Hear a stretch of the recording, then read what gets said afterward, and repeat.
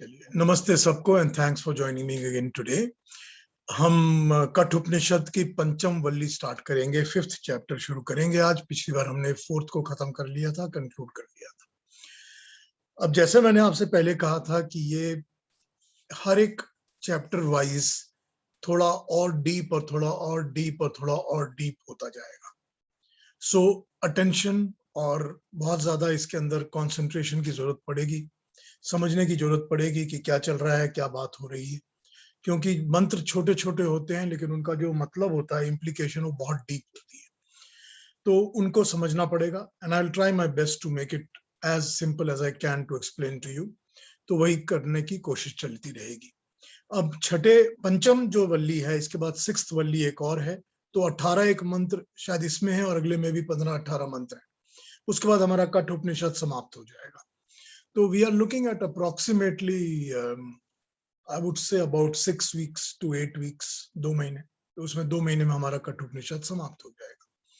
कठोपनिषद के बाद आप क्या चाहते हैं कि पिकअप किया जाए? कोई और एक उपनिषद पिक किया जाए, कोई दर्शन पिक किया जाए, क्या लिया जाए वो आप बता दीजिएगा, मैं पिक कर लूंगा वैसे ही, and we will talk about it. वैसे अभी हमारा जो ये ऑडियंस है, जो हमारा ये ग्रुप है, ये बहुत श्रिंक हो गया है। इसमें बहुत कम लोग हो गए हैं, बाकी कट के छट के सब बाहर निकल गए हैं इधर उधर। हो सकता है कि after the holidays they will come back again, but let's see कि क्या होता है और कैसे रहता है। आइए पंचम वल्ली के पहले मंत्र को देखते हैं और देखकर उस पर बात शुरू करते हैं।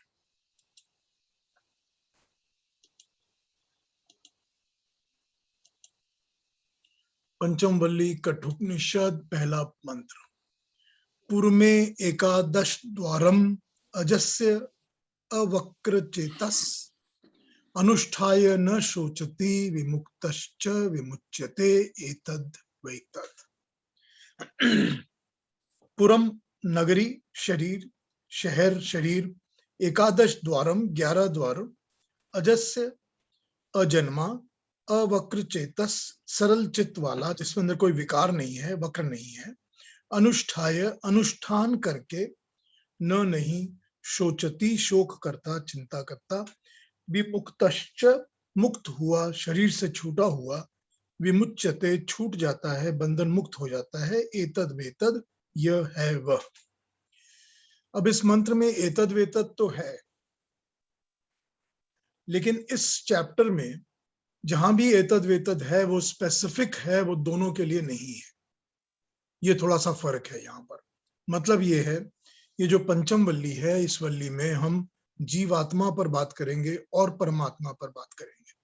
इसमें पहले के 7 मंत्र जीवात्मा के हैं और अगले मंत्र परमात्मा के हैं, और फिर उसके बाद रेफरेंस बैक टू जीवात्मा भी हो सकती है। लेकिन इसमें कंफ्यूजन या ये नहीं है कि दोनों ही एप्लीकेबल हैं एक मंत्र पर। मतलब एतद वेतद से अगर ये कहा जाए कि जैसे हम चौथी वल्ली में मंत्रों में दोनों मंत्र अर्थ देख रहे थे कि उसमें परमात्मा के ऊपर भी एप्लीकेबल था और जीवात्मा पर भी था, लेकिन इस चैप्टर में पंचम वल्ली में जहां भी एतद वेतद है वो स्पेसिफिक है। तो यहाँ पर स्पेसिफिक जीवात्मा के लिए है। आइए इस मंत्र को देखते हैं। इसमें कहते हैं कि इस पुरी में जो जीवात्मा का निवास स्थान है, 11 द्वार हैं, जो आत्मा अवक्र, सरल, निर्मल, अजस्य, जन्म के बंधन से परे, चेतस, ज्ञानवान, अनुशासन में अनुष्ठान पूर्वक रहता है, वो कोई शोक चिंता नहीं करता, कोई शोक जनक कार्य ही नहीं करता, और विमुक्त होकर, शरीर से मुक्त होकर, शरीर से छूटकर, विमुच्यते बंधन मुक्त हो जाता है। यह है वह, यह है वो आत्मा जिसके विषय में तूने प्रश्न किया है। अब बात यह है कि कठोपनिषद का जो सब्जेक्ट है, वो सब्जेक्ट ही यह है कि मृत्यु के पश्चात क्या होता है। उसका यही सब्जेक्ट है, ये उसका मेन क्वेश्चन ही यही है कि मृत्यु के बाद क्या होता है। और मृत्यु के बाद क्या होता है के ऊपर ये बात करते हुए ये आती है एक और बात कि स्वर्ग के साधन क्या है। अगर मृत्यु है तो मृत्यु के बाद ही स्वर्ग है, स्वर्ग मृत्यु के पहले तो है नहीं। तो स्वर्ग के साधन क्या है, वहां कैसे पहुंचा जा सकता है। तो ये सारा का सारा जो उपनिषद है, ये सारा उपनिषद ही मृत्यु और उसके बाद क्या होता है इसके ऊपर डिपेंडेंट है। तो शुरू में ही यमाचार्य ने ये तो बता ही दिया है कि मृत्यु के बाद शरीर नहीं रहता, क्योंकि शरीर की मृत्यु हो जाती है, वो भस्म हो जाता है, समाप्त हो जाता है। उसके बाद जो बचता है वो जीवात्मा है, क्योंकि जीवात्मा की मृत्यु नहीं होती। अब जीवात्मा की क्या क्या गति होती है, क्या होता है, कैसे होता है, ये सारी बातें उपनिषद का अब विषय बन चुकी हैं कि कैसे समझाया जाए कि जीवात्मा का क्या होता है। तो इसमें इस मंत्र में यही बताया जा रहा है, इसी के ऊपर किया जा रहा है बात। ये मंत्र और अगला मंत्र, इसका जो अगला मंत्र है वो भी श्वेताश्वतर उपनिषद के 3रे अध्याय में आया है, 18th मंत्र से प्रेरित है, उसी पर आधारित है। यहाँ पर मंत्रों के 9 द्वार बताए गए हैं। इस मंत्र में शरीर के नगरी के 9 द्वार बताए गए हैं, और वहां पर श्वेताश्वतर में 9 द्वार बताए गए हैं, यहाँ पर 11 द्वार बताए गए। मंत्र में अभी कहा है कि एकादश द्वार, एकादश मतलब 11, 11 द्वार। ये 11 द्वार कौन से हैं? ये हैं 2 नासिकाएं, 2 आंखें, 2 कान, 1 मुख, 1 गुदा, 1 मल त्यागने का स्थान, और एक मल त्यागने का स्थान और मूत्र त्यागने का स्थान। ये हुए 9, और उसमें 2 जोड़े हैं, एक है नाभि और एक है ब्रह्मरंध्र। ब्रह्मरंध्र मतलब सर के ऊपर की जो तालू होती है, top of the head, soft part, उसको ब्रह्मरंध्र कहते हैं। नाभि द्वार तो है कि जिसमें से गर्भ में से बालक को मां से रक्त मिलता है, उसके साथ जुड़ा रहता है, तो वो एक द्वार है उसके लिए।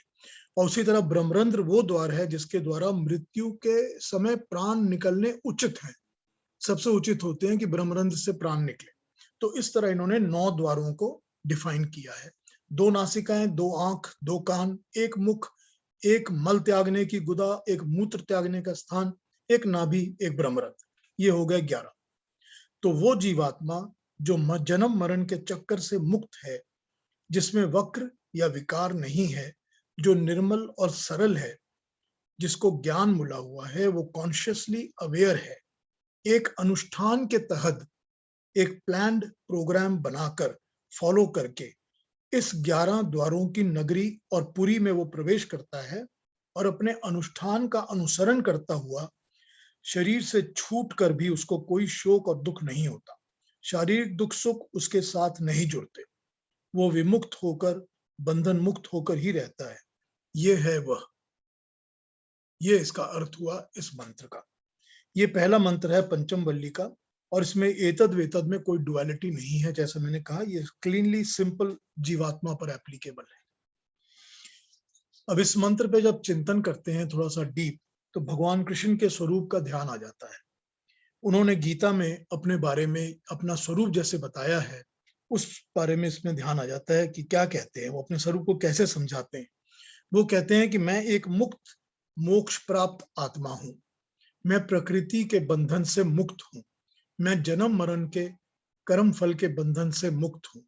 जब मेरी इच्छा होती है, जब मुझे लगता है कि मेरी जरूरत है, तो मैं एक कर्म के लिए, एक उचित अनुष्ठान के हेतु एक प्लान करके शरीर धारण करता हूं।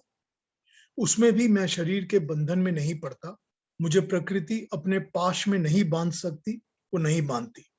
इससे ही लोग मेरी इस चीज को ही लोग मेरी माया समझ लेते हैं, मगर ये माया नहीं है, केवल मेरे मोक्ष प्राप्त आत्मा का स्वरूप है, जो इच्छा से प्रकृति को कंट्रोल करती है। मैं अपने इस प्लान्ड पर्पस को पूरा करके बिना शरीर और प्रकृति के जाल में फंसे विमुक्त होकर बिना फिर मोक्ष धाम में जाकर बस जाता हूं। जितने मेरे चमत्कार और विशेष प्रकार की शक्तियां मुझ में दिखती हैं, ये सब योग द्वारा प्राप्त होती हैं। सबका योग दर्शन में वर्णन है। ये ज्ञान, इसका ज्ञान, योग द्वारा प्राप्त ज्ञान मेरी आत्मा के अंदर समाया हुआ है। जो भी शरीर में धारण करता हूं, उसमें मेरी आत्मा के साथ ये ज्ञान चला जाता है। वही प्रकृति पर कंट्रोल भी दिलाता है। इस स्वरूप को ही लोग अवतार कहते हैं। एग्जैक्टली यही बात इस मंत्र में बताई गई है। इस मंत्र में बिल्कुल यही बात कही है। ये 11 द्वार हर तरह की इंफॉर्मेशन और नॉलेज को लेने देने का काम करते हैं। इसी प्रोसेस के दौरान ये अपनी इंफॉर्मेशन सोर्सेस के साथ जुड़ जाते हैं, अट्रैक्ट हो जाते हैं, उसके बंधन में पड़ जाते हैं। वही बात कि जिस पात्र में जल पड़ा उसी की शेप और साइज का बन गया, जिस जल से मिल गया उसी का रंग, उसी का गंध, उसी का गुण उसने अपना लिया।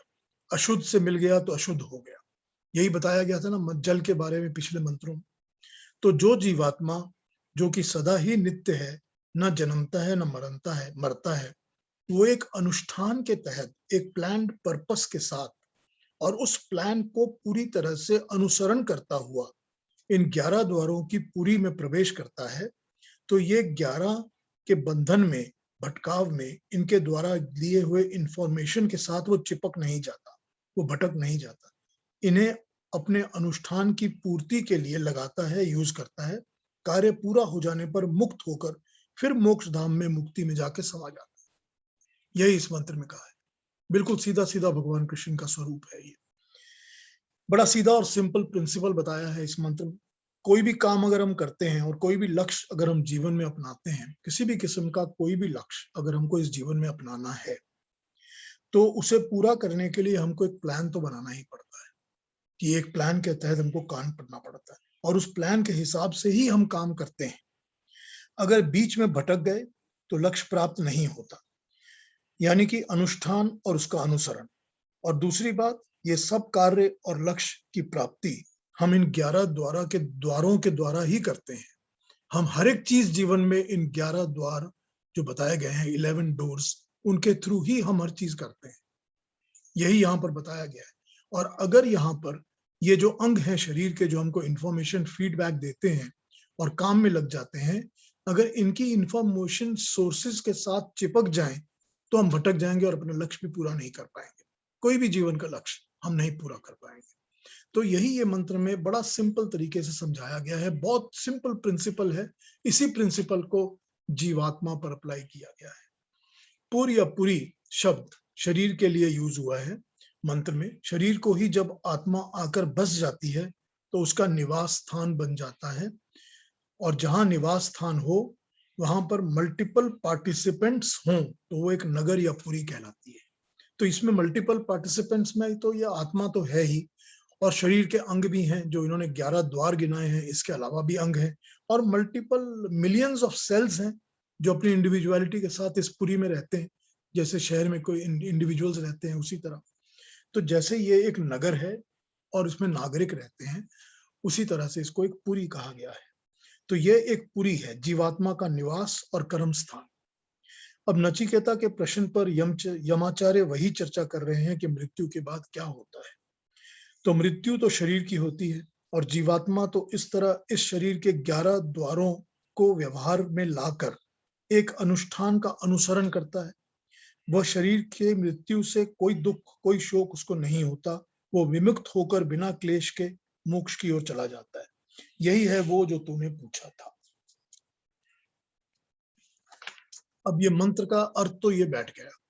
इसमें अगर इसको रिवर्स उल्टा करके देखें तो उस मंत्र का अर्थ फिर वही उसी तरह से साफ हो जाएगा। साफ ये हो जाएगा कि अगर कोई अनुष्ठान नहीं है, अगर कोई प्लान्ड प्रोग्राम नहीं है, तो ऑब्वियस है कि भटकना पड़ेगा। कोई गाइड मैप नहीं बनाया हुआ तो रास्ता नहीं मिलेगा, भटकते ही रहेंगे। दूसरी बात कि अगर अनुष्ठान का अनुसरण नहीं करते हैं तो भी भटकना पड़ेगा, क्योंकि जो प्लान है उसको फॉलो करना ही पड़ेगा। और तीसरी बात यह है कि वो लोग जो कि इंद्रियों के चक्कर में या इन 11 द्वारों की अट्रैक्शंस में और बाकी चीजों में चिपके रहते हैं, उनका अगला प्रोग्राम भटकने वाला ही होता है। जो मनुष्य इस जीवन में किसी एक वस्तु, 2 वस्तु, 4 वस्तुओं और उनके आराम के साथ, उनके आकर्षणों के साथ चिपका हुआ है कि मुझे धन चाहिए तो धन ही चाहिए, और धन चाहिए और इससे भी ज्यादा धन चाहिए, वो अगर उसी पे चिपका हुआ है, या मुझे शारीरिक प्लेजर चाहिए या कोई एक पुरुष या एक स्त्री चाहिए तो यही चाहिए और भी चाहिए और भी चाहिए, उसी में चिपका हुआ है, या प्रॉपर्टी चाहिए उसमें चिपका हुआ है, या मुझे अपने पोते, अपने बच्चे, इनके साथ चिपका रहे, बहुत ज्यादा इनके साथ मुंह लगा हुआ है, तो उसका अनुष्ठान यही बन जाएगा, उसका जीवात्मा का यही अनुष्ठान बन जाएगा। और वो अगले जन्म में इसी अनुष्ठान को फॉलो करता हुआ फिर जन्म लेगा। ये ठीक है कि वो पोते और बच्चे और वो सब चेंज हो जाएंगे, वो दूसरे हो जाएंगे, मगर उसका मोह उसी तरह बना रहेगा और वो उसी अनुसरण करता हुआ उन्हीं से अनुष्ठान पे चलता हुआ चलता जाएगा। उसको उस दूसरे किस्म के अनुष्ठान की कोई जरूरत ही नहीं पड़ेगी। दूसरा अनुष्ठान क्या है? दूसरा अनुष्ठान है कि मुझे मोक्ष प्राप्त करना है, मुझे परमात्मा का ज्ञान लेना है, मेरे इसी पर्पस से शरीर में आया हूं। शुरू से ही इस उपनिषद में कहा जा रहा है ना कि शरीर का पर्पस क्या है। शरीर को पहले रथ बताया था कि रथ को कैसे यूज करना है, क्या कंट्रोल करना है, क्या नहीं करना। तो शुरू से बताया है कि शरीर का तो पर्पस ही ये है कि शरीर को यूज करके परमात्मा का ज्ञान प्राप्त किया जाए, उसका सानिध्य प्राप्त किया जाए। और वो परमात्मा जो कि दूर नहीं है, अपने ही अंतः में अपनी जीवात्मा के साथ ही बैठा है। तो उसको प्राप्त करने के लिए जरूरी है कि इस रथ का प्रयोग किया जाए। इन इंद्रियों का, ये शरीर के अंदर जितनी इंद्रियां हैं, जितनी शक्तियां हैं, ये जो द्वार हैं और बाकी की चीजें हैं, उन सबको यूज करके उस परमात्मा को, उसको प्राप्त किया जाए। अपनी जीवात्मा तक पहुंचो, जीवात्मा परमात्मा तक पहुंचाएगी। तो ये एक अनुष्ठान है, ये एक प्रोग्राम है, प्लान्ड प्रोग्राम। तो अगर ये आत्मा के अंदर प्लान्ड प्रोग्राम नहीं बैठा हुआ तो ये काम नहीं होगा। और वो सारे लोग जो इस तरह का प्लान्ड प्रोग्राम फॉलो नहीं करते, उनका ये काम नहीं होगा। जो चीज जिनके मन में, अब कोई ऐसे मनुष्यों को आप देख लीजिए, जैसे हमने पिछली बार एग्जाम्पल्स यूज किए थे कि जो मनुष्य बहुत तीव्र तरीके से हमारी सोसाइटी में, समाज में अलग अलग किस्म के, यूं कह लीजिए कि अनुचित काम करते रहते हैं, जो कि दंगे फसाद कराते हैं, या जो देश को तोड़ने की बातें करते हैं, या जो हमेशा ही देश के विरुद्ध बातें करते हैं, जाति के, धर्म के विरुद्ध बातें करते हैं, वो उनका आत्मा में ये अनुष्ठान बैठ गया है, पिछले जन्मों से बैठ गया है। और वो बैठा हुआ अनुष्ठान ही उनको इस तरह का मनुष्य बना के जन्म देता है जिसका वो फॉलो करते रहते हैं। अगले बार और भी तीव्र होगा, उससे भी ज्यादा बुरा होगा, उससे अगले बार फिर वही हाल। तो ये जब तक ये अनुष्ठान, प्रोग्राम जो आत्मा के अंदर है, चॉइस चेंज नहीं होगी, वही बात प्रेय और श्रेय, जब तक ये चेंज नहीं होगी, ये ऐसे ही चलता रहेगा। तो कौन से प्रोग्राम को लेकर आपको जन्म लेना है? अब जैसे भगवान कृष्ण ने कहा कि मैं एक प्रोग्राम, एक कर्म, एक पर्पस लेकर ही पृथ्वी पर जन्म लेता हूं। तो अगर उन्होंने ये पर्पस लिया था कि धर्म संस्थापनाए, तो उन्होंने धर्म की संस्थापना के कारण जन्म लिया था। अगर उन्होंने ये पर्पस लिया था कि मुझे गीता का ज्ञान बांटना है ताकि सदियों तक, सालों सालों तक करोड़ों लोगों को ये फैलता ही रहे, मिलता ही रहे, तो ये उन्होंने पर्पस लेकर जन्म लिया था। तो उनके पास जो पर्पस थे वो इम्पोर्टेंट हो जाता है कि बिना किसी एक पर्पस के, अगर हम स्वयं इसको नहीं चुनेंगे तो ये प्राकृतिक आकर्षण अपना अपना पर्पस हमारे ऊपर थोप देंगे, ये इम्पोज कर देंगे। बिकॉज ये इम्पोज करने का, अट्रैक्शंस बनाने का काम करते ही रहते हैं। और हमारा जीवन सारा इनके साथ ही बीतता है, प्राकृतिक चीजों के साथ, आकर्षणों के साथ, इन्हीं के साथ सारा जीवन बीतता है। तो इन्हीं के दिए हुए इम्पोजिशंस हमारे ऊपर आ जाते हैं। यहाँ यही बात कही गई है कि आत्मा को मुक्ति तब मिलती है, शरीर की मृत्यु का उसको कोई शोक नहीं होता, कोई दुख नहीं होता, क्योंकि उसका एक पर्पस है। अगर उसने वो पर्पस अचीव कर लिया, तो पर्पस यही है।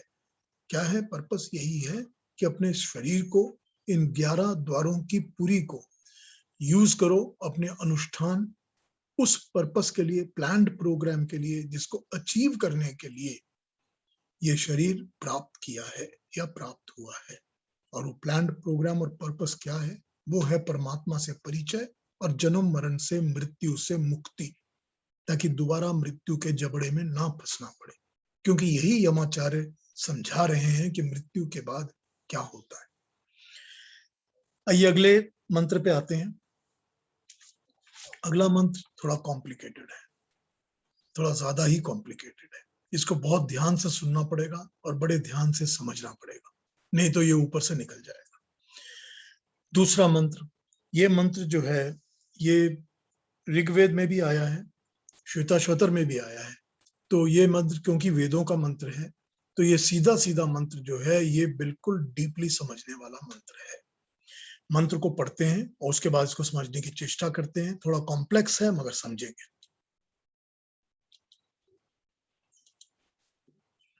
हंसः शुचिशद वसु अंतरिक्ष सद होता वेदिशद अतिथिर दुरोण सत निषद वर्षद ऋतसद व्योमसद अब्जा गोजा ऋतजा अद्रिजा ऋतम बृहत। बहुत सारे कॉम्प्लिकेटेड वर्ड्स, बहुत कुछ है इसके अंदर। आइए इसका शब्द शब्द अर्थ करते हैं फिर को समझते हैं। हंसः हंस की तरह एक जगह से दूसरी जगह जाने वाला विवेकी जीवात्मा या प्योर पंछी की तरह, प्योर बीइंग। शुचि शद पवित्र शुद्ध स्थान में रहने वाला। वसु वास करने वाला, योनियों में बसने वाला। अंतरिक्ष शद अंतरिक्ष में रहने वाला, हृदय के अंतर आकाश में रहने वाला। होता यज्ञ करने वाला, कर्म को करने वाला, ज्ञान अग्नि में हवन करने वाला। वेदी शद जो स्थल में आचरण करता है, कार्य भूमि यज्ञ वेदी के पास ही रहता है, वहीं विचरता है। अतिथि अतिथि के जैसे जो कुछ समय के लिए आता है। दुरोण शद घर में कुटिया में रहने वाला। नृषद नृह में नर के देह में स्थित बसा हुआ रहने वाला। वर्षद वर्ण करने योग्य श्रेष्ठ शरीर को धारण करने वाला। ऋत सद ऋतों का पालन करने वाला, नियम का पालन करने वाला। व्योम सद व्योम में द्यू आकाश में बैठने बसने वाला। अब्जा जल से जल में रहने वाला। गोजा पृथ्वी में उत्पन्न होने वाला। ऋतजा नियम के अनुसार उत्पन्न, born as per the laws of the nature. अद्रिजा पर्वतों पर जन्म लेने वाला। ऋतम बृहद मर्यादाशील, ज्ञानवान और महान। बृहद जो ऋतु को फॉलो करता हुआ महान है। आइए मंत्र को समझने की चेष्टा करते हैं। मैं चाहूंगा कि इस मंत्र के अंत में जब मैं इस पर बात कर लूं तो आप इस मंत्र के बारे में कुछ भी पूछना हो तो पूछिए, क्योंकि ये मंत्र जो है ये कॉम्प्लिकेटेड है। अगर नहीं समझेंगे तो ये निकल जाएगा। इस मंत्र में कहा है कि जीवात्मा हंस है, पवित्र शुभ्र है, तो एक स्थान से दूसरे स्थान में जाता है। वसु है जो कि अंतरिक्ष में और हृदय आकाश में वास करता है। होता है जो यज्ञ करता है, अपने कर्म करता है। 3 नचिकेता अग्नियों से हवन करता है।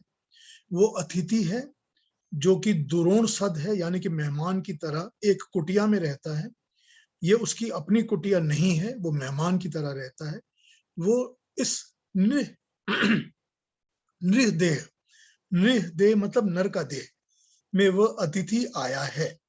वह जीवात्मा निरंतर उत्कृष्ट पद पाता है, जो हंस वसु होता अतिथि ही रहकर सब वर देह में कार्य करता है। वर देह मतलब वर्ण योग्य देह, ऐसा देह जो उसको मिलना चाहिए, उसको चाहता है जिसको वो। उसका निवास नर देह में वर देह में होता है, वर्ण करने योग्य देह में होता है। दिव्य गुणों से युक्त वरदान रूपी देह में, और फिर ऋत देह में as per the laws of the nature, ऋतुओं के अनुसार ऋतुओं के अनुसार वास करता है। और इवेंचुअली व्योम देह में ब्रह्मांड में द्युलोक में वास करता है, जो जल के द्वारा पर्वतों पर बरस कर पृथ्वी पर जन्म लेता है। अंतरिक्ष के जलों के सहारे ही यही है वो महान नियमों के ऊपर खरा उतरने वाला मर्यादाशील जीवात्मा। तो यहाँ पर भी जीवात्मा की चर्चा है और मंत्र थोड़ा सा कॉम्प्लिकेटेड है क्योंकि ये अलग अलग सिमिलीज यूज करता है। समझने की कोशिश करते हैं। जीवात्मा के स्वरूप और उसकी गति पर चर्चा चल रही है यहाँ भी, और श्वेताश्वतर उपनिषद भी में भी ये मंत्र भी, और ऋग्वेद में भी जहाँ ये मंत्र लिया गया है। और अगला मंत्र जो है वो भी यजुर्वेद से लिया गया है। तो ये ऋग्वेद में 4, 40 और 5 इसमें मिल जाएगा, और यजुर्वेद में मंत्र जो है वो 10, 24 और 12, 14 में मिलेंगे। आइए इस मंत्र को समझते हैं। हंस शुचि शब्द कहा गया है, ये फर्स्ट से मिली है। इसको हंस को प्राणियों में, पक्षियों में सबसे शुद्ध और पवित्र माना जाता है। वो एक स्थान पर नहीं टिकता, नहीं रहता, स्थानांतरण करता रहता है।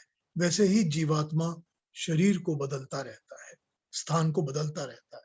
जीवात्मा शुद्ध रहता है, मैल जो है वो मैल और गंदगी जो है वो सारी शरीर में ही छोड़ देता है। उस पर भी हंस का गुण होता है कि वो सरोवर में से मोती चुग लेता है, वो दूध का दूध और पानी का पानी कर लेता है। वह एक स्वच्छ, शुद्ध, सफेद धवल का प्रतीक है। ये पहली उपमा है जो जीवात्मा को दी गई है कि इस सारे शारीरिक प्राकृतिक कचरे में से वो ज्ञान के मोती को चुन लेगा। वो दूध का दूध, पानी का पानी कर लेगा। उसको पता चल जाएगा कि मुझे सांसारिक चीजों में, प्राकृतिक चीजों में क्या छोड़ना है और प्योर क्या है और अपनाना क्या है। तो ये उसकी पहली उपमा है। इस मंत्र में उपमाओं के 4 अलग-अलग सेट बनाए हैं। पहले भाग में 4, दूसरे भाग में 4, उस तरह से बनाए हैं। उनको देखते हैं एक बार। हंस शुचि शद, और दूसरे के पहले में नृषद, और उसके बाद वसु अंतरिक्ष शद और वर्षद। सो हंस शुचि शद निषद मनुष्य के देह में, वसु अंतरिक्ष शद वर्षद। तीसरा होता वेदी सद और ऋतसद, और लास्ट है अतिथि दुरोणशद और व्योमसद। ये सिमिलीज बनाई हैं, ये सेट ऑफ सिमिलीज बनाई हैं इस मंत्र में। तो जो हंस शुचि शद है वो नृषद है, या यूं कहें कि हंस शुचि शद है और साथ ही नृषद हो जाता है। मतलब हंस की तरह स्थान बदलने वाला, शुद्ध स्वरूप वाला जो नर के शरीर को धारण कर लेता है, नृषद हो जाता है। वो संसार के सागर में से ज्ञान का मोती चुन लेता है। वो अपना शुद्ध स्वरूप बनाए रखता है और संसार के में आता जाता रहता है, मगर वो हंस बना रहता है, हंस ही रहता है। वो कोई और पक्षी नहीं बन जाता। इसकी इसकी एक दूसरी पैरेलल इंप्लीकेशन भी है, उसको भी समझ लेते हैं कि जब जीवात्मा नर शरीर में आता है तो पहली अवस्था उसकी ब्रह्मचर्य की होती है, जब वो एक निष्पाप शुद्ध बालक के रूप में ज्ञान का अर्जन कर रहा होता है। शरीर धारण करके पहले कई वर्षों तक उसका एम और पर्पस ज्ञान पाना ही है। वो संसार के झमेलों में इन्वॉल्व नहीं होता, अपने हंस रूप को बनाए रखता है, उसी में जीता है। तो ये उसकी एक सिमिली समझाने के लिए समझाई गई है कि इस तरह से इसको समझ सकते हैं। दूसरा, सेकंड उपमा, जो जीवात्मा वसु अंतरिक्ष शद है और वसु अंतरिक्ष शद वर्षद होता है, तो इसको भी समझते हैं। वह वास करता है, जैसे जीवात्मा जन्म लेने से पहले द्युलोक से निकलकर अंतरिक्ष लोक में वास करने लगता है, तब वह वसु स्वरूप कहा जाता है कि वो वास कर रहा है कहीं पर। और इस वसु स्वरूप से वह जीवात्मा शरीर के अंतरिक्ष में या हृदय के आकाश में वास करता है, वसु कहा जाता है, और वह वर्षद रूप में हो जाता है। वर्षद रूप यानी वरण करने योग्य शरीर पा जाता है।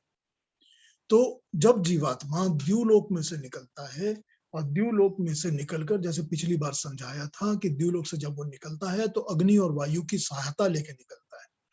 अंतरिक्ष में जब वो आता है तो वो जल उसको अपने लपेट में ले लेता है, और जब वो जल की लपेट में आता है तो वो पृथ्वी पर जन्म लेता है, और जन्म वो उस शरीर में लेता है जो उसके वरण करने योग्य है। वर्षद, वरण करने योग्य शरीर। वरण करने योग्य से ये मतलब नहीं है कि मैं चाहता हूं कि मुझको ऐसी बॉडी मिले। वरण करने योग्य है जो उसको मिलना उचित है, जो न्याय पूर्वक उसको मिलेगा अकॉर्डिंग टू उसके कर्म और कर्म फल। वो शरीर उसको वरण करने के योग्य है, उसको वही मिलेगा। तो वो अंतरिक्ष से वर्षद शरीर को डिसाइड कर लेता है अंतरिक्ष में ही कि मुझे इस किस्म के शरीर में जाना है, तो फिर वो उसी किस्म के सूक्ष्म शरीर के साथ जुड़ जाता है। वही उसका वर्षद रूप है। वसु रूप से हृदय के अंतरिक्ष में वास करता है, हृदय जो अपना हार्ट है उसके अंतरिक्ष में भी वास करता है, तो उसको वसु कहा गया वहां पर।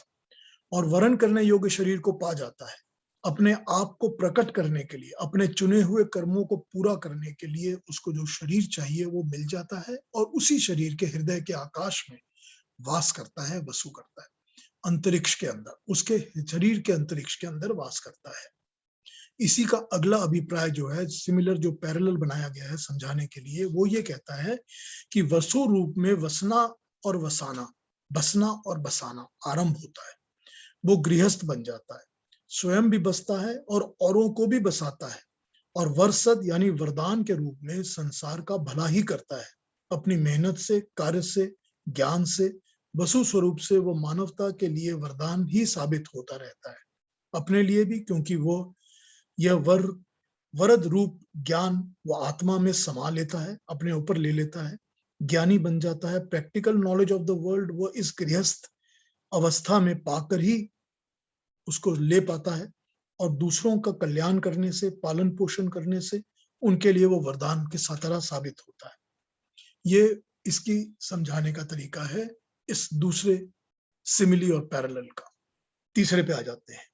तीसरी उपमा है होता वेदी सद और उसके साथ ऋत सद।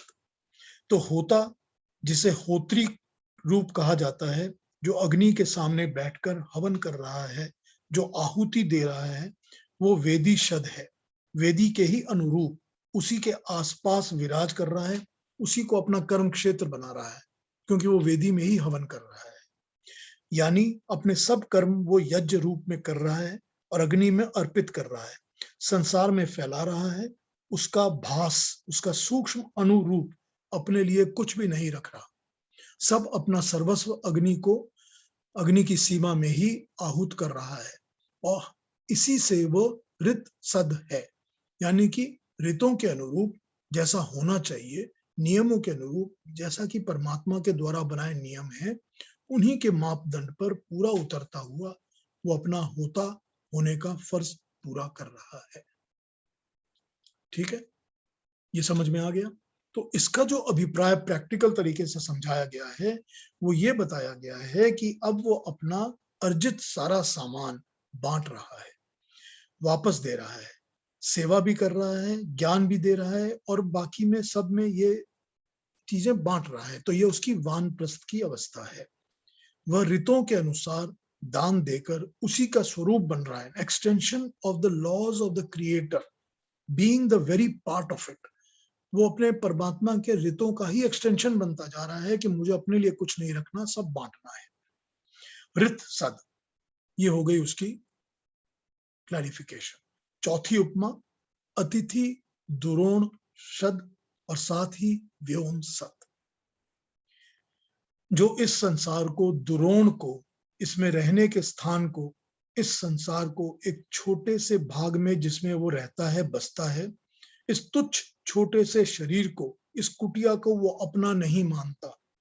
वो अतिथि के रूप में यहाँ पर बैठा है, जैसे कि हमेशा जाने को तैयार रहता है, जैसा एक सन्यासी होता है, न कुछ लेना न कुछ देना।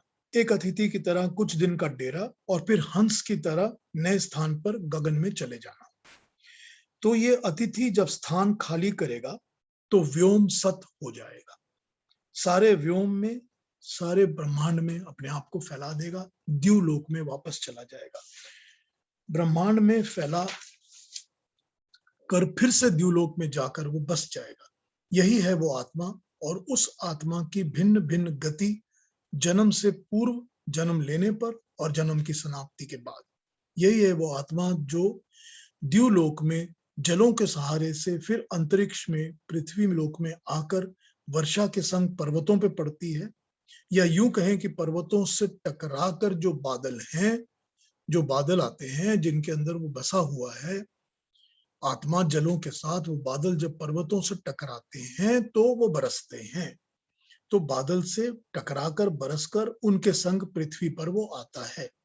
सभी परमात्मा द्वारा बनाए ऋतों के अनुसार, उन्हीं के अनुरूप सारे इस मार्ग पर और यात्रा को करते हुए महान पद की ओर बढ़ता जाता है। इन्हीं यात्राओं से और ऋतों के पालन से वो ज्ञान पाता रहता है और महान आत्मा बन जाता है। मंत्र का संदेश यही है कि जीवात्मा, जिसे महान कहा गया है, जो मृत्यु के उपरांत भी रहती है, महानता को पाने के लक्ष्य से एक अनुष्ठान की तरह, प्लान्ड प्रोग्राम की तरह, हंस की भांति शुद्ध स्वरूप, अपने ही शुद्ध स्वरूप और ज्ञान मोती की तलाश में जलों की सहायता से पर्वतों की ओट में पृथ्वी पर आकर जन्म लेता है, 4 आश्रमों में जीवन के अनुभव और ज्ञान को पाता है और फिर से व्योम में जाकर अपने इस ज्ञान के साथ और भी अधिक ज्ञान के साथ वापस चला जाता है महान आत्मा बनकर। इस महानता के फल स्वरूप ये मुक्त और विमुक्त होता चला जाता है, फिर उसे मृत्यु के जाल में जकड़ में नहीं पड़ना पड़ता।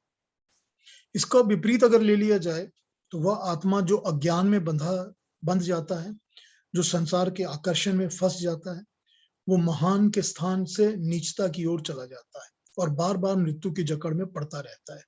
यही है जिसके बारे में तूने पूछा कि मृत्यु के उपरांत क्या होता है। दोनों संभावनाएं यही हैं। ये नीच मार्ग, ये जो ऋतुओं का पालन नहीं करते, जो अतिथि बनकर अपनी जगह को घेर कर बैठ जाते हैं, उनको जबरदस्ती निकालना पड़ता है। जो कुछ भी यज्ञ में रूप में समाज में नहीं बांटते, उल्टा खींचते रहते हैं, अपने में ही बटोरते रहते हैं, इसीलिए इसी में लग जाते हैं। जो गृहस्थ के शुभ गृहस्थ नहीं रहते, ब्रह्मचर्य में ब्रह्मचर्य का पालन नहीं करते, सारा संसार ऐसी विपरीत चल रही आत्माओं से भरा पड़ा है और तभी सब बार बार भिन्न भिन्न शरीरों में आते रहते हैं, मृत्यु के जबड़े में जकड़ते रहते हैं, अटके रहते हैं, उसी में फंसे रहते हैं। ये इसका दोनों तरह से मतलब बैठ गए। अब मैं तीसरे मंत्र पे जाने के पहले थोड़ा पॉज करूंगा, क्योंकि मुझे ये पता है कि ये दूसरा मंत्र बहुत ज्यादा डीप था और बहुत ही ज्यादा चिंता, क्या कहा जाए उसको, चिंतन अट्रैक्ट करता था कि किस तरह से उन्होंने इसको कंपेयर किया है आत्मा को इन सब चीजों के साथ और कहाँ कहाँ वो वास करता है, किस रूप में वास करता है। इस पर अगर कोई और क्लैरिफिकेशन चाहिए या कोई और क्वेश्चन है इसके बारे में, इस मंत्र के बारे में, तो आप मुझसे पूछ लीजिए अभी। फिर तीसरे मंत्र पे जाएंगे, वो भी जीवात्मा के बारे में है, लेकिन इस पर मैं पॉज करता हूँ थोड़ी देर, आप लोग पूछ लीजिए कुछ भी पूछना है। पीयूष जी, मुझे एक प्रश्न करना है कि पहले वाले मंत्र पे, कि जैसे आपने कहा है कि जो देश के विरोध के बारे में सोचते हैं तो वो उनका जन्म होते रहता है और वो उसी में फंसते रहते हैं। तो मैं ये प्रश्न करता हूँ कि जितने भी देश के विरोधी सब भारत में इकट्ठे क्यों हो गए हैं?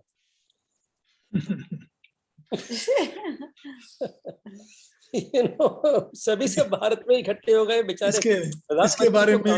इसके बारे में फिर कभी चिंता कर लेंगे। फिलहाल मंत्र के प्योर अर्थ पर ही चिंता बातें करते हैं। ठीक है, ओके। उसमें कुछ पूछना हो तो पूछ लीजिए। ठीक है। इंदिरा जी का ऑडियो ऑफ है, अगर आप बोल रही हैं तो आपका ऑडियो ऑफ है। हाँ, आप सुनाई दिया? हाँ जी, बताइए। ये अग्नि में जो लपेटने का आप बोल रहे थे, और वायु में और जल में, तो तीनों में फर्क होता है? किस में लपेटे जाते हैं? तीनों में लपेटे जाते हैं। तीनों में? हाँ, देखिए जो आत्मा है वो द्यूलोक में जाके बस जाती है। अब हम ये समझते हैं कि हमारे पास एक पृथ्वी लोक है, इसका बाहर का जो एटमॉस्फेयर है वो अंतरिक्ष लोक है, और उसके बाहर का जो एटमॉस्फेयर है वो द्यूलोक है।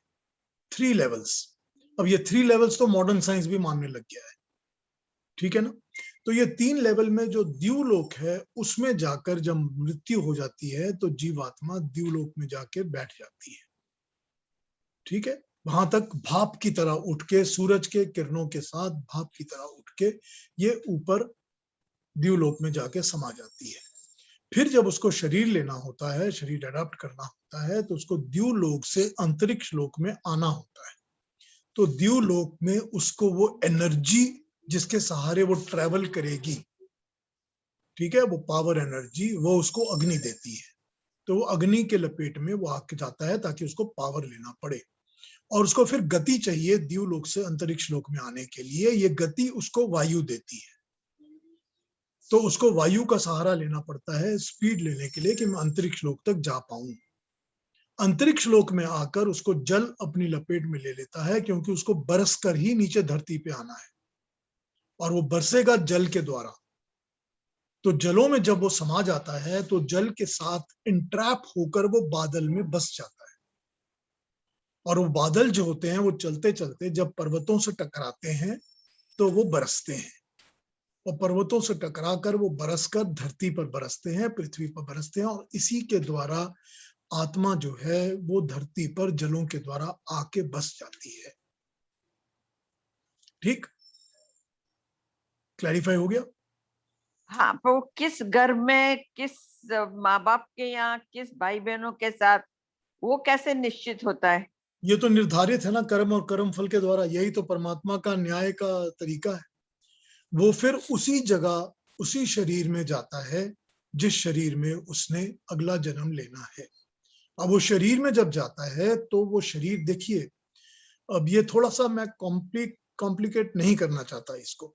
आत्मा के भी 4 स्वरूप होते हैं, 4 टाइप्स। एक आत्मा बड़ी जेनरिक आत्मा होती है, ठीक है। एक आत्मा स्पेसिफिक आत्मा होती है, सूक्ष्म, स्थूल, कारण और तुरीय, ये उसके 4 शब्द हैं। जो सूक्ष्म आत्मा होती है वो हर किसी की एक ही एनर्जी सोर्स, एक ही आत्मा सोर्स होती है। मतलब ये है कि आत्माएं बादल के साथ जो बरस गई हैं, जो धरती पर आ गई हैं, वो सूक्ष्म आत्माएं हैं। उनका अपना स्वरूप कुछ नहीं है। It doesn't matter, it is just like a source of energy और पावर। तो वो फलों के द्वारा, फ्रूट्स के द्वारा, सब्जियों के द्वारा, वनस्पतियों के द्वारा किसी भी शरीर में, प्राणी शरीर में चली गई हैं, मानव शरीर में, पशु शरीर में, किसी भी शरीर। तो जिस मेल शरीर के अंदर वो गई हैं, जब वो स्त्री के साथ संभोग करेगा तो वो आत्मा उसमें फीड हो जाएगी। जब वो फीड हो जाएगी तो औरत का गर्भ ठहर जाएगा। जब गर्भ ठहर जाएगा तो वो जो जेनेरिक आत्मा है उसमें वो स्पेसिफिक स्थूल आत्मा आके बैठ जाएगी, जिसको उसी गर्भ में आना है, उसी भाई बहन, उसी माँ बाप को प्राप्त करना है। ठीक है, तो इस तरह से ये सिस्टम काम कर रहा है, एज वी अंडरस्टैंड। ठीक है, तो ये सिस्टम इस तरह से काम करता है। तो वो आत्मा जो है वो बरस के आई है शरीर के अंदर। ये जीवात्माओं का इस तरह से वर्णन किया गया है इसमें कि ये जो जीवात्मा है ये इस अपने अनुष्ठान, अपने पर्पस से ही इस तरह से ट्रैवल करती है। पहले वो उस रूप में ट्रैवल करती है जहां वो द्यू से अंतरिक्ष पे आती है, अंतरिक्ष से जलों में समाती है, जलों से पृथ्वी पर आती है, फिर वो पृथ्वी में वास करती है। वास करने के बाद अपना कार्य करती है होता की तरह, जैसे वो यज्ञ कर रहा है कोई भी मनुष्य, तो अपना कार्य करती है। कार्य करने के बाद कोई समझ रहता है कि मैं अतिथि बन के बैठी हूँ, और फिर वो दोबारा व्योम में जाके समा जाती है। जब वो शरीर को छोड़ती है, अपना पर्पस पूरा कर लेती है। फिर ठीक है? अभी इस मंत्र में जो समझाया था कि बट ये हंस की तरह है, वो तो जन्म लेने के बाद सब शुरू होता है। नहीं, हंस की तरह तो उसकी जीवात्मा है ना, जो कि शुद्ध है, प्योर है, और वो जीवात्मा बैठी रहती है और जगह जगह ट्रैवल करती रहती है, एक स्थान पे टिकी नहीं रहती, अलग अलग शरीरों में जाती आती रहती है। तो वो जीवात्मा है, वो जन्म से पहले की उसकी स्थिति है, जीवात्मा की स्थिति। ठीक है? ठीक है जी पीयूष जी, ये जो आपने कहा कि आत्मा ध्रुवलोक में जाती है, और इसके बाद फिर यदि मोक्ष प्राप्ति जो है वो कहाँ, ध्रुवलोक से भी ऊपर है, वो कैसे होती है? नहीं, वो द्यूलोक में ही फिर रहती है, उसको अंतरिक्ष में आने की जरूरत नहीं पड़ती। तो वो ध्रुवलोक में ही है कि वो द्यूलोक में ही रहती है, अंतरिक्ष में आने की जरूरत नहीं पड़ती, वो उसको ट्रैवल की जरूरत नहीं पड़ती, वो कर्म फलों से मुक्त है। इसीलिए वो प्रकृति के अग्नि, वायु, जल, सब प्रकृति के एलिमेंट्स हैं। वो प्रकृति के एलिमेंट्स की जकड़ में नहीं आती। तो इसका मतलब कि जो आत्माएं इस जकड़ में नहीं आती हैं और जो आने वाली हैं, जिन्होंने आगे जन्म लेना है, वो सभी ध्रुवलोक में ही रहती हैं। सभी द्यूलोक में तो सभी जाती हैं, लेकिन द्यूलोक में जकड़ में वही आती हैं जिनको कि वापस धरती पे आना है, प्राकृतिक काम करने हैं, इसलिए वो प्रकृति की जकड़ में आ जाती हैं। भगवान कृष्ण कहते हैं कि मैं प्रकृति के जकड़ में नहीं आता। तो प्रकृति की जकड़ में जब भगवान कृष्ण नहीं आते तो उसका मतलब ये है कि जब उनको जन्म लेना होता है तो वो अपने अनुसार, अपनी इच्छा के अनुसार उस अग्नि, उस वायु, उस जल को सेलेक्ट कर लेते हैं। कि तुम मेरे पास आओ, मुझे तुम्हारी जरूरत है, मैं तुम्हारी हेल्प ले रहा हूं, अब मैं पृथ्वी पे जाना चाहता हूं, under my control, not under your control. तो ये जो श्री कृष्ण की आत्मा जैसे आपने बताया, तो ये भी एक इंडिविजुअल आत्मा है, इट्स नॉट परमात्मा। नहीं, वो तो कहते ही हैं कि मैं परमात्मा नहीं हूँ, कि मैं भी एक आत्मा हूं, मैं मोक्ष प्राप्त आत्मा हूं, मैं परमात्मा नहीं हूं। मैं परमात्मा का ज्ञान तुमको वाया मीडिया बन के ट्रांसफर कर रहा हूं। इसलिए मैं कहता हूं, जब मैं कहता हूं तो मैं परमात्मा का रिप्रेजेंटेटिव होकर मैं कहता हूं। ये तो बड़ी क्लियरली कहते हैं ना गीता में। Thank you. और प्रश्न? कुछ समझ में आने लगा। तो अभी भी कंफ्यूजन है इसमें, इस मंत्र में? कंफ्यूजन नहीं है, बहुत अच्छा लगा है, वैसे समझ में तो आ गया, लेकिन हाँ थोड़ा सा ये अतिथि द्रोण सत और वयोम सत, वो उसका मतलब ये है कि वो कोई भी अतिथि शरीर के के समान। अंदर, के शरीर के अंदर मालिक बन के तो बैठ सकता नहीं, परमानेंट तो है ही नहीं। जैसे कोई अतिथि किसी कुटिया में जाता है, किसी घर में जाता है, तो उसका काम है कि जो 2 दिन 4 दिन के लिए आया है रहेगा, उसके बाद चला जाएगा, ज्ञान देगा या ज्ञान लेगा और चला जाएगा। तो अतिथि वही है जो कि एक कुटिया में अतिथि बन के बैठा है और उसके बाद वो व्योमसद हो जाएगा, मतलब फिर वो चला जाएगा और वहां बैठ चला जाएगा जहां उसे जाना है। तो व्योम शब्द जो है वो द्युलोक के लिए रिप्रेजेंटेटिव है, कि वो फिर जाके ब्रह्मांड में या व्योम में जाके, आकाश में जाके, द्युलोक में जाके बैठ जाएगा, क्योंकि वो अतिथि बनकर ही आया है। उसका काम नहीं है कि जकड़ के बैठा रहे। देखिए इसके पीछे अलग जगहों पर अलग अलग उपनिषदों में या अलग अलग पुस्तकों में समझाया जाता है। जैसे जो अतिथि नहीं रहता, जो चिपक जाता है, जो घेर के बैठ जाता है, उसको छीन के जबरदस्ती अलग करके निकालना पड़ता है, ठीक है ना? और वही होता है जब आप किसी के मृत्यु का स्वरूप देखेंगे, जिसका शरीर छूट नहीं रहा मगर वो कष्टों में भुगत रहा है और शरीर छोड़ने के लिए खींचातानी चल रही है, और कभी कभी तो सालों साल चलती रहती है। वो उसी लिए चलती रहती है क्योंकि वो इतना चिपका हुआ है कि उसको खींचते रहना पड़ता है।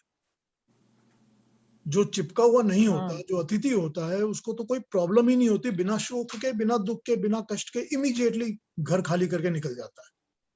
उसको ना मृत्यु का दर्द है, ना मृत्यु का शोक है, ना मृत्यु का कोई दुख है। यही बताया ना यहाँ पर, यही इंडिकेशन दे रहे हैं। और हम लोग ये आंखों से देखते हैं ना, अपनी आंखों से लोगों के बीच में रेगुलरली हम देखते हैं। और इसमें एक बात और मैंने पिछले मंत्र में कही थी पर वो करी नहीं थी, ब्रह्मरंध्र की बात। जो ब्रह्मरंध्र है वो यहाँ टॉप, हेड के टॉप पे जो पार्ट होता है, जो सॉफ्ट पार्ट, जब बच्चा जन्म लेता है तो उसका ये पार्ट एकदम सॉफ्ट होता है। उसमें हम लोग घी की मालिश किया करते थे, तो तालुआ जिसको कहते हैं। बिल्कुल वही कहते हैं। ये ब्रह्मरंध्र जो है यही उचित स्थान है प्राण के निकलने का। अगर आपने कभी ये नोटिस किया हो तो आपको पता चलेगा कि जो महान पुरुष होते हैं या योगी पुरुष होते हैं या ऐसे लोग होते हैं, उनके प्राण यहीं से निकलते हैं, ब्रह्मरंध्र में से। वो क्रैक कर जाता है थोड़ा सा और क्रैक करके उसमें से निकल जाता है। कुछ लोगों के प्राण यहाँ से भी निकलते हैं, थर्ड आई जहां पर है, और इसके ऊपर से भी, यहाँ से भी निकलते हैं। ये सब जगहें क्रैक हो जाती हैं, यहाँ से प्राण निकलते हैं। जिस मनुष्य के प्राण ब्रह्मरंध्र से निकलते हैं वो दोबारा जन्म नहीं लेता। ये उसका इंडिकेशन है कि ये बिल्कुल मोक्ष को प्राप्त कर चुका है, इसका स्थान बन गया है। इसीलिए वो ब्रह्मरंध्र को द्वार कहा गया है। और ज्ञान पाने का द्वार भी ब्रह्मरंध्र ही होता है। जो परमात्मा के साथ ट्रांसमिट होकर डायरेक्ट ज्ञान मिलता है वो ब्रह्मरंध्र में ही मिलता है। अगर आप मेडिटेट करेंगे तो मेडिटेट करने से फाइनल स्टेजेस ही मेडिटेशन की, ध्यान, धारणा और समाधि जो होती है वो ब्रह्मरंध्र में ही लगती है। और जब वहां लगती है समाधि तो परमात्मा के साथ ज्ञान का कनेक्शन उस ब्रह्मरंध्र से ही होता है, सीधा वहीं से ज्ञान ट्रांसमिट होकर सीधा। वैसे हर मनुष्य को ज्ञान वहीं से मिलता है, जो भी ज्ञान मिलता है वो वहीं से मिलता है। जो हमको इंस्पिरेशन मिलती है, छोटा मोटा ज्ञान मिलता रहता है कि ओहो ये समझ में आ गई बात, तो वो ज्ञान भी हमको ब्रह्मरंध्र से ही परमात्मा द्वारा ट्रांसमिट होकर मिलता है। तो ये वो द्वार बताया गया है जिस द्वार के द्वारा ज्ञान प्राप्त होता है। और वो द्वार जिसमें से प्राण का निकलना उचित है।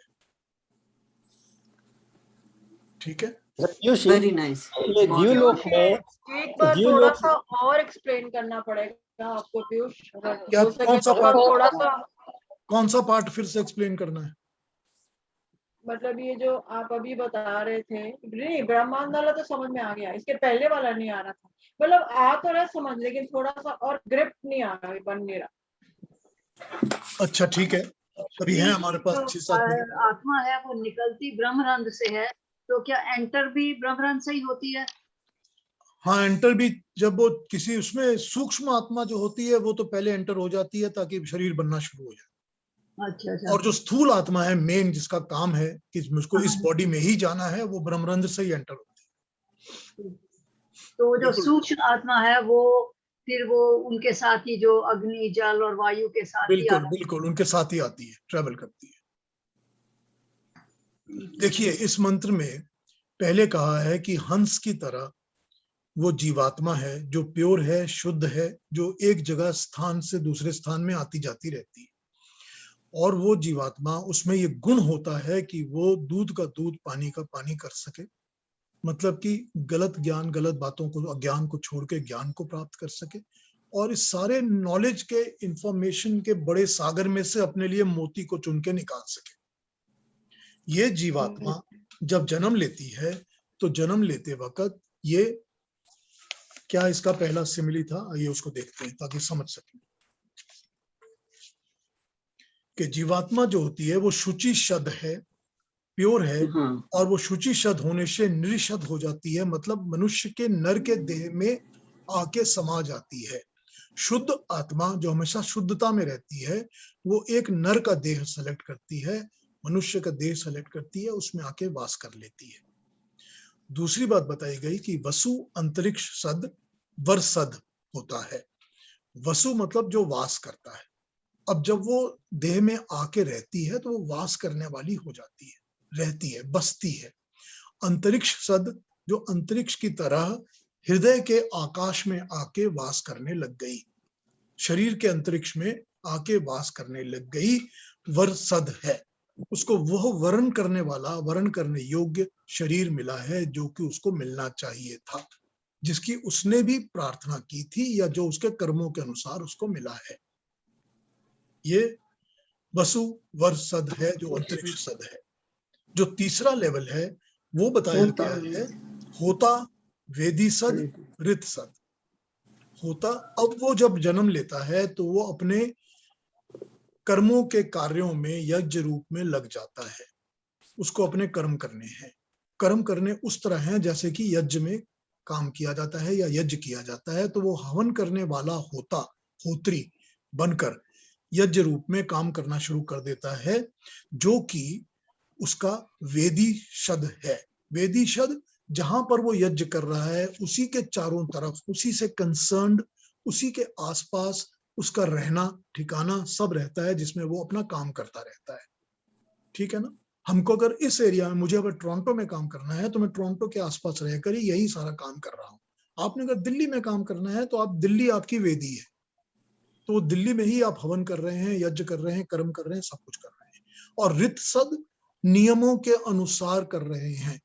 कौन से नियम? जो भी प्रकृति के बनाए नियम हैं कि मुझे खाना भी खाना है, मुझे दूसरे काम भी करने हैं, मुझे बच्चों को भी पालना पोसना है, मुझे बड़ा भी करना है, मुझे बांटना भी है, लोगों को देना भी है, मुझे ज्ञान भी अर्जन करना है, मुझे उम्र लेके बड़ा भी होना है, बुढ़ा भी होना है, सब कुछ जो ऋतों के अनुसार जो होगा सब कुछ होगा।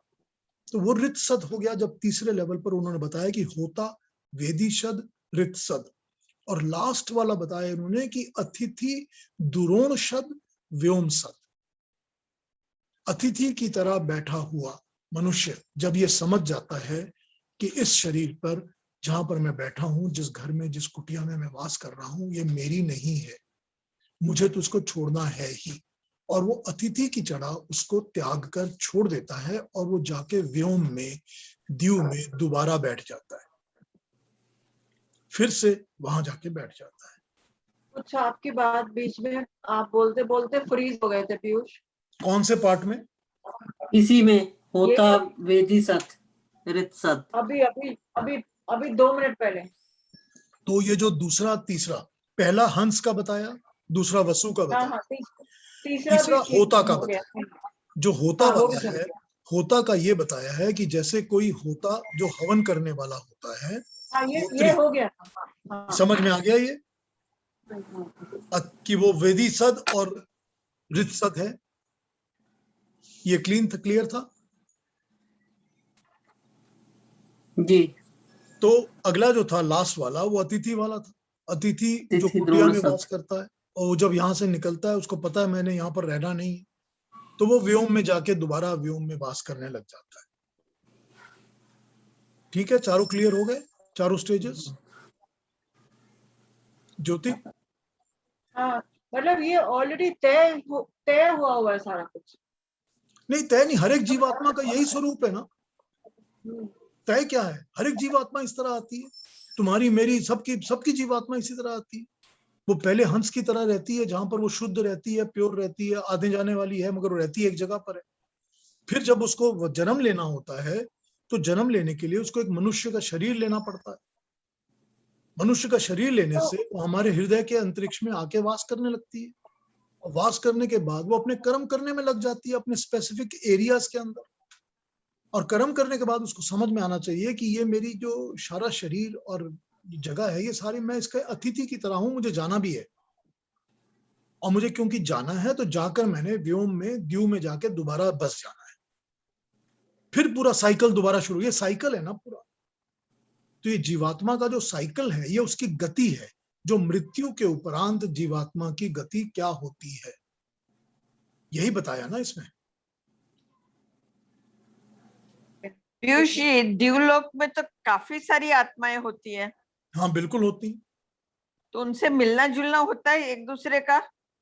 नहीं, मिलने जुलने के लिए तो शरीर की जरूरत होती है ना। हाँ पर जीवात्मा नहीं जान सकते एक दूसरे को?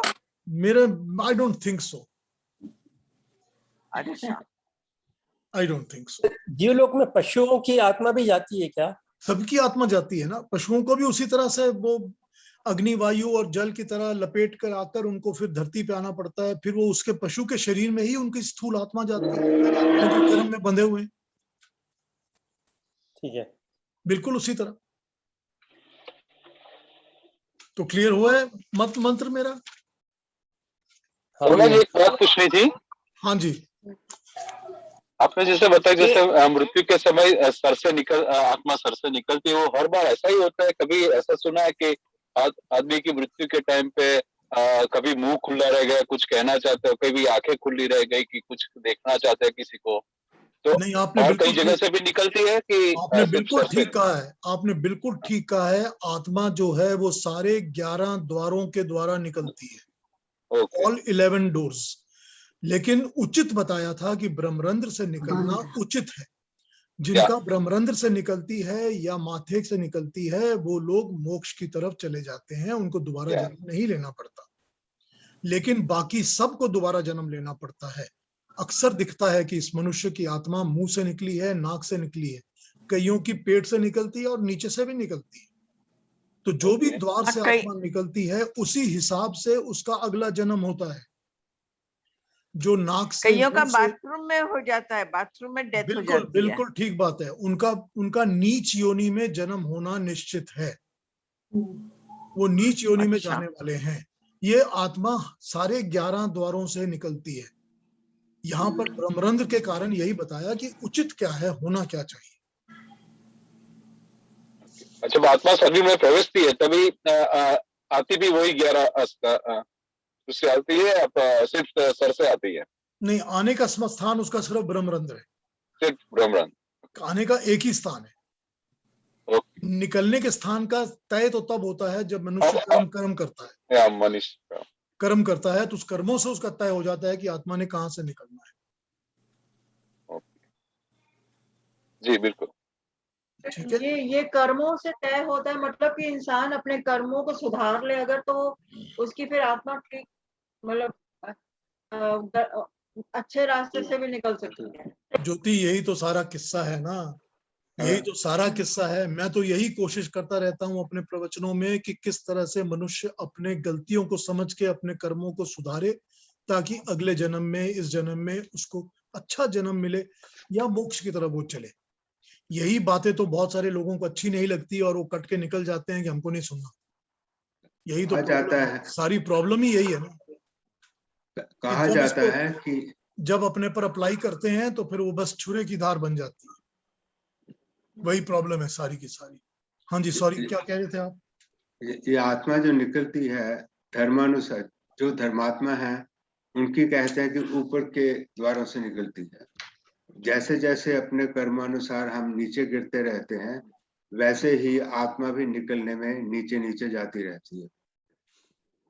ठीक बात है। और जब कहते हैं कि आत्मा यहाँ से एंटर करती है, जैसे बच्चा जो जब होता है, उन सब का तालू अगर देखा जाए तो यहाँ पे नरम होता है, यहाँ हड्डी नहीं होती। नहीं वो होती। कुछ महीने लगते हैं, उसके बाद ये थोड़ा फर्म होने लगता है।